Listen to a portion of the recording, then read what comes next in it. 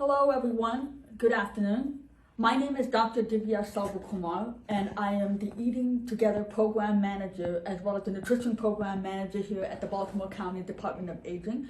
I want to thank Ms. Ethel Rasmussen for giving me the opportunity to provide and give this presentation, and this presentation is going to be called Ayurveda for Senior. Okay, I will explain what Ayurveda is in a moment, but essentially speaking, it is the ancient integrative system of medicine that originates from India and is well over 5,000 years old and contains a lot of interesting principles with regard to holistic health and how seniors can help themselves today, even in the modern world. So please feel free to ask me questions. I'll be happy to answer them, and I hope that you'll have an opportunity to learn something really interesting and unique about this presentation. Okay, so we'll talk about what Ayurveda is. As I mentioned just moments ago, it is a 5,000-year-old system of medicine that comes from ancient India, and it's been around for a very, very long time, passed on through the words of mouth and also written in the ancient classical language known as Sanskrit. Okay, what Ayurveda means is the science of life. Okay, Veda is something that has to do with science, and Ayur is life. So combine them together is known as the science of life, or Ayurveda. It is the oldest healing and existing science, and it has been around since ancient Vedic culture, which originates from today's one of the three major great religions, Hinduism, and it's been around for well over several thousand years and have passed down through various different types of tradition through very learned individuals and scholars. And what it does, essentially speaking, isn't just looking at the treatment aspect, but more of the holistic principles and concepts that can also be implemented today within the modern world. Okay, so why do we look at Ayurveda and why do we think of it as something that it would be really important and good for today? All right, well, it has something that has little or no side effects. Several of the different types of herbal decoctions and the spices and whatnot, they don't really have any side effects that can normally harm people the way many times Western and modernized medicine today. It's not to say that modern medicine is not good, but several medications out there that are taken by various different individuals unfortunately have a lot of side effects and can be very, very dangerous to the average individual. And while medicines are given, we also want to look at how we could how we can heal ourselves. And what it does, Ayurveda, it recognizes that almost every single living creature on this in this planet, on this world, has unique compositions. Nature is so powerful and so perfect, and it gives us everything that we need in order to have a lasting, fulfilling, and good quality of life. It's also considered to be cost effective, meaning that we don't have to pay so much out of our pocket just for the purpose to help ourselves get better. And what it is, it promotes responsibility, it promotes the importance of accountability too, and empowerment. For example, if we know that smoking or vaping, as there has been much more modernized today, has taken a lot of our children, one of the things is that if we know that it is bad for you and we know that it is not good for you, you want to do everything you can to quit. You want to do everything you can to reduce the risk of catching cancer. In also drinking or eating excessive amounts of fatty food or salty food, you want to be able to try to cut back. So as human beings, we are given that higher intelligence to understand and to know what our limitations are and to also take responsibility to make ourselves feel better, which is why we also look at the aspects of not just looking at only treatment, but prevention, and to make ourselves feel better so we don't repeat the same mistakes again. All right, some of the basics of Ayurveda. It's classified into three major body types: Vata, Pitta, and Kapha. Notice that these are all Sanskrit words. And what it does is define the basic biological components that it has to do with: water and the earth, fire, air, and space. And also it looks at our the sense organs and the five major senses, that is taste, smell, touch, etc. And it looks at each and every individual from a more unique and defined, with a different mental, physical, and emotional characteristics that make a person as unique as it is. There is no such other individuals other than you on this planet. Okay, even twins, fraternal twins or identical twins, each and every of those twins are going to be different. Each and every person is unique, and every individual has it's defined by they have a certain characteristic. They have both their body as well as mental, and everything has to depend on homeostasis or balance. So when something goes off balance, this causes illness. And so that is what Ayurveda is all about. It looks at the overall aspect. Why are you honestly sick? Why are you honestly constantly, like, for example, falling ill so many times, okay? And what can you do to make yourself feel better, okay? It looks at the different types of laws of nature as well. It focuses on your overall well-being. I keep using this slide, okay? So the philosophy of Ayurveda comes from these, okay? Purusha is another word for male energy. Prakriti is another word for female energy. Combine them together, that is where life comes about, right? And the three major qualities of this is sattva, rajas, and tamas. Sattva is something, an ideal way of trying to feel better, and you want like the that helps to prevent diseases. Rajas is like for individuals like eating certain foods that are like very alcohol, and also fried foods and whatnot, and causes you to be very competitive. And tamas is when ignorance, and that's pretty much the worst of the category. Most people in today, they live between sattva and rajas, right in the middle. And so what we want to do is to aim for the highest one, that is the major quality of sattva, so having a sattvic diet. Mahas is known as the cosmic intelligence, and ahankara is another word for the ego. Every individual, it's not like being too smart for your own good, but every person has their pride and their ego, okay? And then the five major sense organs are called the pancha jnanendriyakani, meaning five sense organs: eye, ear, the nose, tongue, the skin. Pancha karma indriyakani mean five action organs, which have to do with the vocal cord, the hands, the feet, the urogenital tract, and the anus. And then there were the tan mantras, or the five causal elements known as the sound, touch, vision, smell, and taste, which are, given the respective organs that we have. And finally, pancha mahabhutas, and these are the five major elements: space, air, fire, water, and earth. Notice that there are several different types of Sanskrit terms for each one, but I wanted to make it as simple as possible. Purusha and Prakriti come together and forms Mahat. Mahat comes down and forms Ahankara, and Ahankara gives way through the three major qualities: Sattva, Rajas, and Tamas. Sattva goes to the Jnanendriyas, okay? And then Rajas go to the Karmendriyas with the actions of organ and the mind. And Tamas go to the Tan Mantras as well as the five major elements. So it takes a little time, and even though all of these terms are very, very complicated and can be very, very difficult to understand, if you look back and see how it is, you see how each and every one of them all relate to one another. So to look at this, we'll start with the Vata dosha, okay? Vata dosha, in other words, it helps to combine all the elements regarding to air and ether. And most illnesses come as a result of your Vata out of balance. Okay, it's responsible for movement. It's responsible for the impulse. It's responsible for creativity or any connection. It also helps to control your breathing, the neurological system, the communication, perception, and also muscle movement, locomotion, in other words. Okay, and the qualities of a Vata person, as well as a Vata diet, usually has to be dry, light, cold, settled, rough, clear, and mobile. And most illnesses, unfortunately, if they go completely out of control, it has to do with the aggravation of Vata. So the key is to be able to balance these three major doshas, Vata, Pitta, Kapha, and to keep it balanced at all times throughout a person's life. Pitta dosha, in other words, combines fire and water together, and it's responsible for a variety of different things, particularly the digestion and the metabolic reaction in our body. Okay, it has a lot to do with digestion as well as the absorption, assimilation, and it controls the appetite of a person. Okay, it is associated a lot of times with the competitiveness, the courage, ambition. Somebody who is very, very pushy, very also has fits of anger and everything. You want to do what you can to cool it off and learn to slow down. Pitta people can be very successful in their life, but they also have to learn to slow down and also have to learn to understand that it's not only about them, but to look at the big picture and learn to relax. And one of the things from a mental and physical point of view is the qualities of Pitta food can be hot, sharp, light, liquid, spreading, oily, burning. Spicy types of food is often associated with the Pitta dosha. Finally, Kapha dosha combines the elements of water and earth. this one is responsible for lubrication and structure and cohesiveness of the body. It controls the protections of the tissue.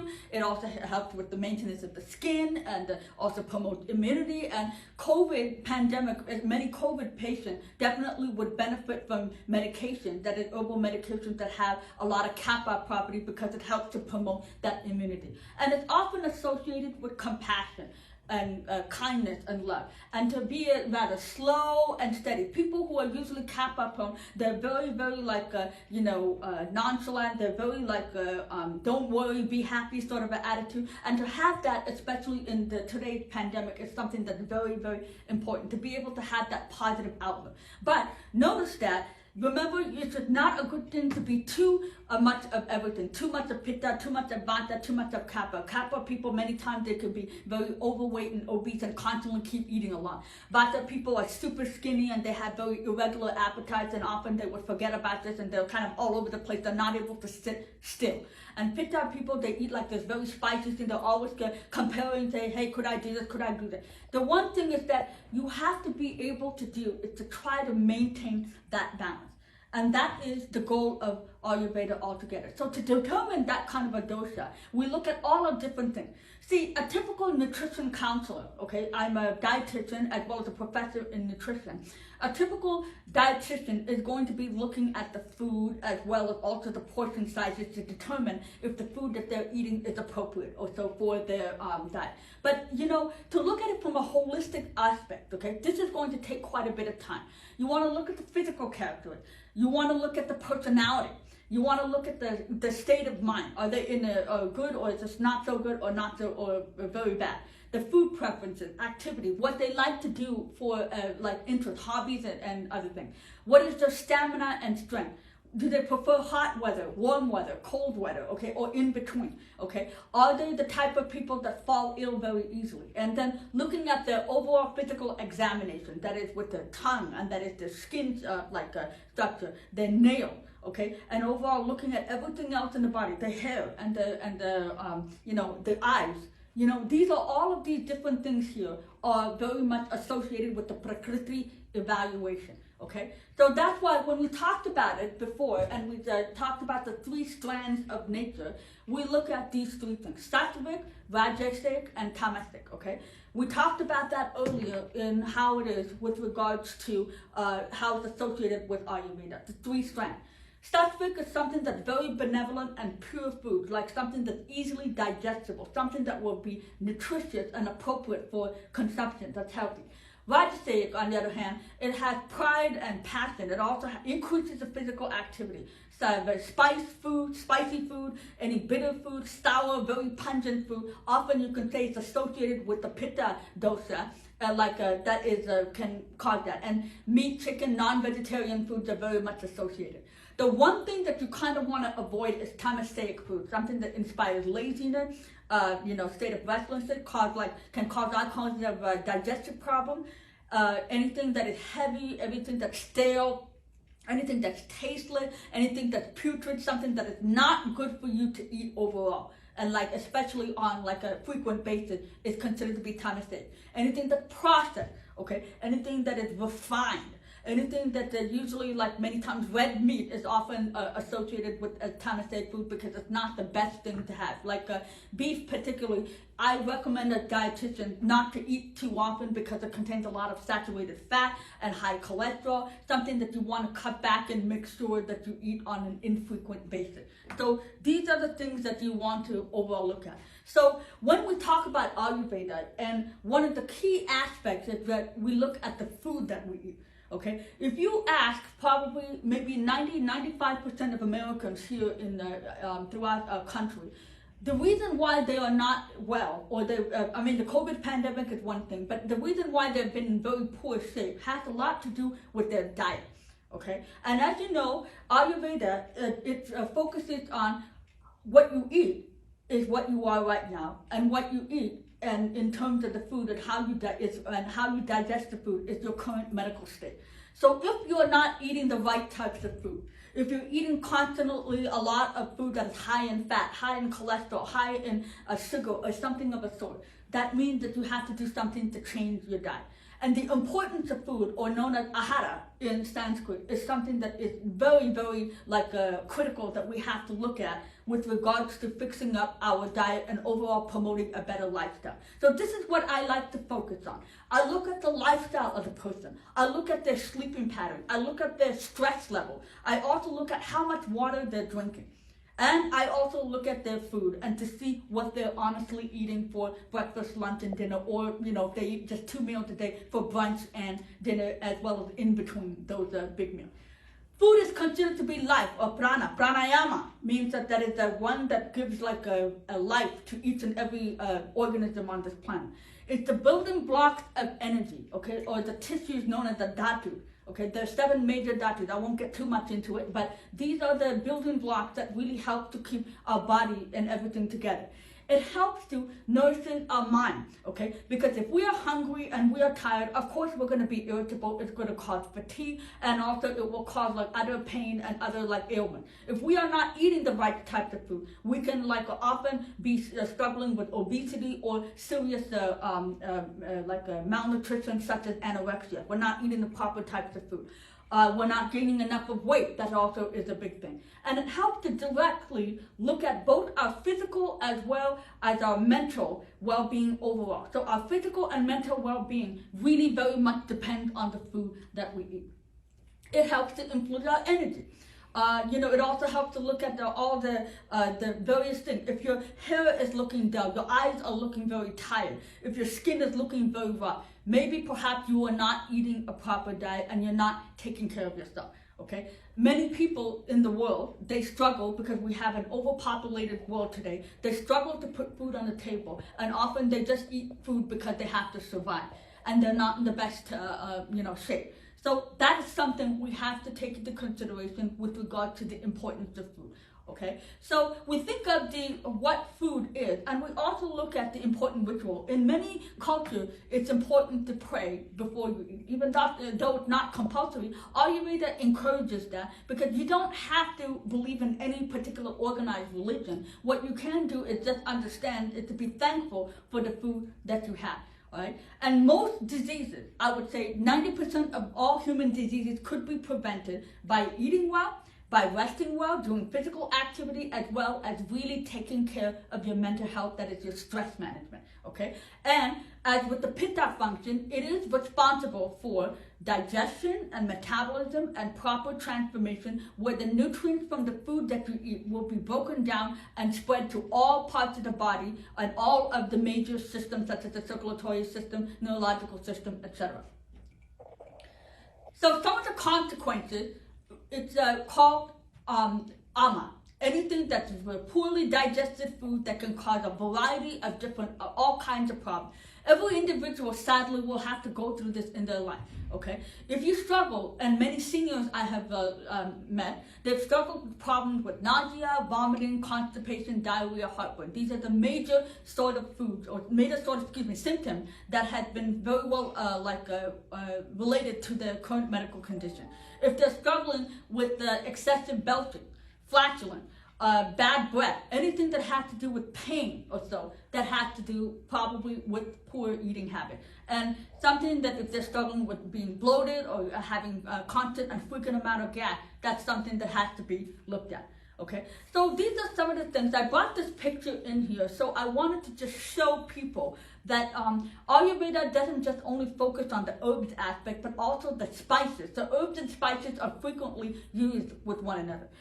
This past few months, my team and I at BCDA have been doing a lot of education among senior centers and nutrition sites about the importance of spices and herbs, and how we should incorporate and include that in our food, as well as the different and various different cultures around the world where spices are frequently used. And every person and every culture has something wonderful to offer when it comes to their food. My family comes from India, and the food that I eat frequently have a lot of turmeric, have a lot of cumin, have a lot of chili powder, and also have used fennel and coriander and a wide variety of different spices. And as with the Indian food, we really need to have those spices for the purpose of ensuring that the food not only tastes good, but provides therapeutic and health benefits in the long run, okay? So some of the common medical problems that we see here, as we were talking about: arthritis, hypertension, coronary heart disease, type 2 diabetes, okay, eczema, dementia, Alzheimer's disease, oral health problems like chewing or swallowing difficulties. As a person gets older, many people have struggle with that. Pneumonia or other respiratory illness, including COVID. As you know, COVID is a very, unpredictable, highly contagious and dangerous infectious disease that has basically plagued our world and has for the last more than 1.5 years. And this is something that is very, very dangerous, particularly towards older people, because if they have had other comorbidities and other problems with other medical, histories and difficulties they've had in the past, then COVID very likely may infect them, and we can see that how it has happened to so many thousands of people. So Ayurveda does have a solution, okay, and it does have a way of looking at things. Like when you have those medications, we recover from certain things. Now, how do we do what can we do to help ourselves feel better? Okay, so this is a phase of life. Trying to eat more cooked food. I recommend cooked food rather than eating too many salads, mainly because salads, I'll say, while salads are a good thing to have, I would not recommend to eat on a daily basis, mainly due to the fact that because it's raw food, and the body, as human beings, they have a much better opportunity in digesting cooked food as opposed to raw food. We are not cows, we are not goats, we are not other farm animals where we can just put any grass in our mouth and eat it, because nature did not make us like that, all right? Human beings, as far as I know, happen to be the only species on the planet that can cook their food and can also eat it with a wide variety of different types of spices and different tastes out there. So eating cooked food helps to promote that digestive capability, and it's a lot easier to digest. Drinking water throughout the day, even warm water. Now that the weather is getting colder, okay, it is always a good idea, because that helps to clean out our system, as well as helps to promote regularity in the bathroom, as well as also urinating and defecating on a near daily basis to prevent any infection. And keeping hydrated also is very good for us, because that also can help to reduce fatigue and keep your mind a lot more clear. Our body is made up of well over 70% of water. Staying active physically. There has been a lot of restrictions that have been removed since the pandemic has started, and now that our senior centers happen to be open throughout Baltimore County, seniors have an opportunity to go and to exercise, but everyone will still have to wear the mask. However, if you were to go for a walk outside in the park, it's not necessarily the case, and if you've been vaccinated, that has been a good thing. Learning to meditate. Meditation is not always easy to do, but there are ways that you can do it. If you were to just go into a quiet place, put a candle or something in front, or maybe just put some a very, very peaceful sort of a environment that you create around you. You can meditate for up to 10-15 minutes a day. That really helps to calm the mind down.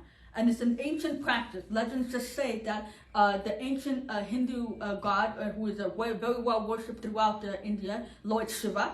Shiva was considered to be the father of yogi, and was yoga, and a very famous god who has helped to teach and brought meditation and yoga to humankind. And that really is very much associated with the Lord Shiva when you meditate. Just to be honest, you don't, like I said, you don't have to believe in any organized religion.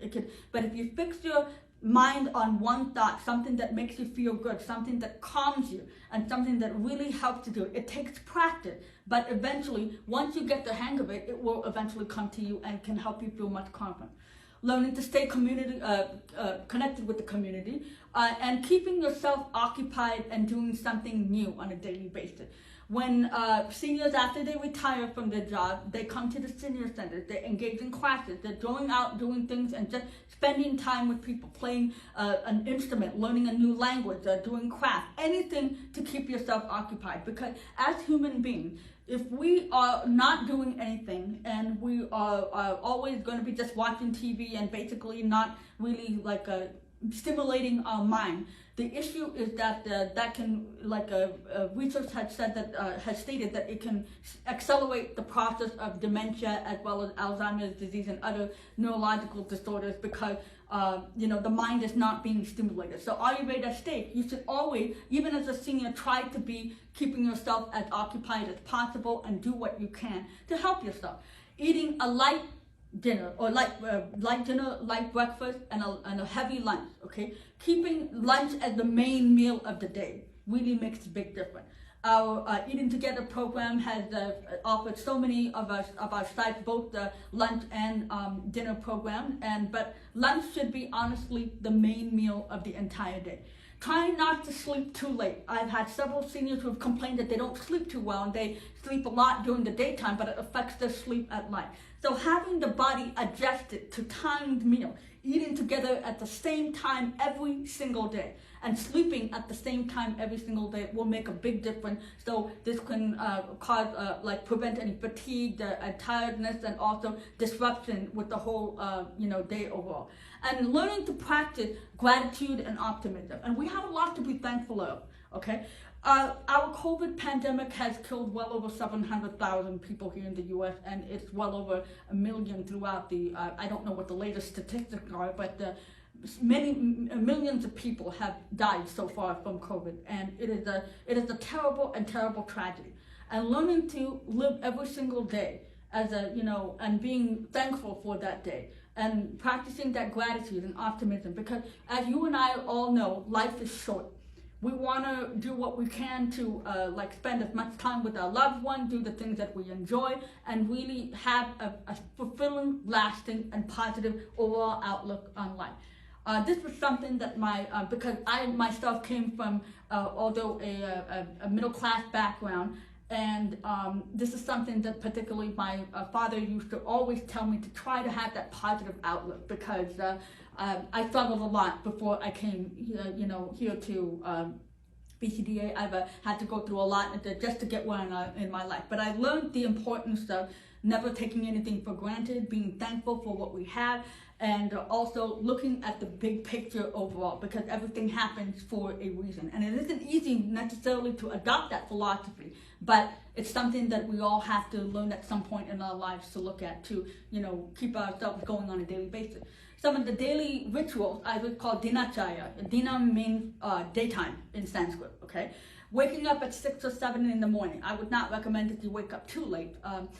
Bowel movement in the morning, having that, brushing your teeth with the toothpaste, and even the bitter ingredient, not the sweet one, because the bitter ingredients can help to counteract the acidity that the food particles leave behind after you wake up in the morning, as well as throughout the food that you eat in the day, that can help to prevent tooth decay. Brushing or the scraping of tongue, gargling, the cleansing of both your eyes and your face. Shaving yourself, even meditation if you want to, physical exercise. Sometimes you can even do a whole body massage, or even massage both your head and your soul. And practicing yoga, doing all kinds of hobbies, trying to keep that mental clarity. In a lot of these things, if you maintain that routine, that can help to prevent depression and anxiety, and even also slow the progress of Alzheimer's disease. A lot of these daily rituals and having an established sort of a schedule in your life can make a big difference.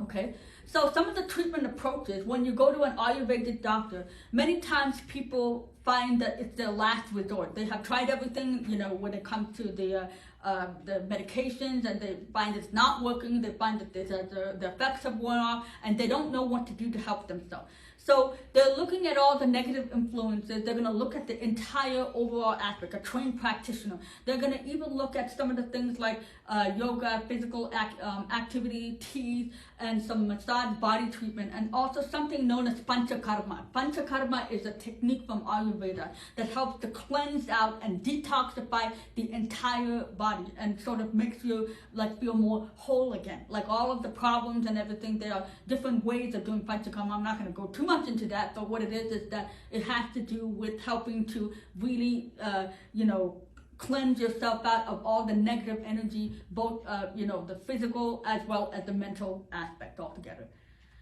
Okay, and some of the commonly used Ayurvedic Okay, ginger, you may have heard of some of them. Holy basil, ginger, and turmeric. The other two, guggulu and ashwagandha, have been sort of like gaining more like familiarity with the American public. But ginger has been used for thousands of years in Asian cuisines and cuisines all around the world. Okay, you can get ginger from pretty much any grocery store here in the U.S. It helps to lower that cholesterol. It also helps to, for diabetic, it helps to keep your blood sugar level under control. And it has been very well, regarded for helping with nausea and vomiting, especially for women who are pregnant and in the first trimester, first part of their, when they're struggling a lot with the with morning sickness. Ginger has been an excellent way to help them. Turmeric is an anti-inflammatory, antibacterial, and antifungal. It's been used for thousands of years. It's a fantastic herb. Once a long time ago when I was living in India, I used turmeric to stop an itchy contact dermatitis, which was the itchiest sort of a rash that I've had since I had the chicken pox when I was a kid. And I cannot tell you how turmeric was able to, really relieve that itch. Guggulu is very well known for weight loss, hyperlipidemia, anti-inflammatory, and it's excellent when it comes to helping with thyroid problems. But I would suggest that you talk to a practitioner to find out more if you do need to have guggulu before you actually start taking it, because yes, it is available in like health stores, and you can also find them at several of even ethnic Indian stores. But before you take any of them, first talk to a practitioner before you are going to take it. Ashwagandha, very good for stress. It helps with anxiety, it helps with depression, and it also has been very good for as an anti-inflammatory agent. The holy basil, and finally, is very good when it comes to pain relief, inflammation relief. It helps to also protect the blood cholesterol and or reduce the blood cholesterol, as well as blood sugar overall, and it helps to really like sort of detoxify the blood overall. Okay.